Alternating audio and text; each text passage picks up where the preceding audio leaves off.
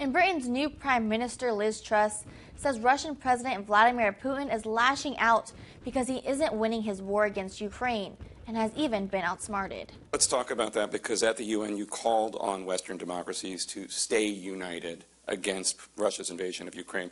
So Putin is calling for 300,000 more reservists to come into Ukraine to join the fight. He insists he's not bluffing when he talks about potentially using nuclear weapons. Some people think he's effectively preparing and threatening war with NATO. Have you and President Biden discussed how the West would and should respond if Putin escalates matters even more?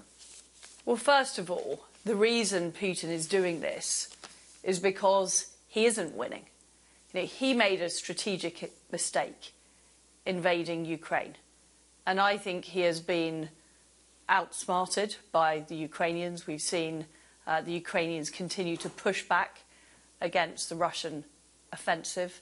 And I think he didn't anticipate the strength of reaction from the free world.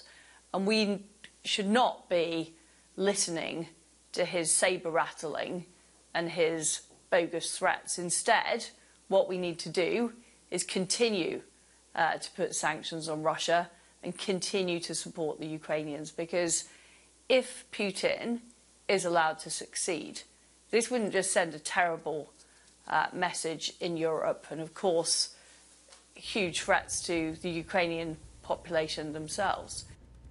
Putin last week declared the partial mobilization of citizens. He said he would use, quote, all the means at our disposal, end quote, even raising the specter of nuclear weapons to maintain the, quote, territorial integrity of Russia.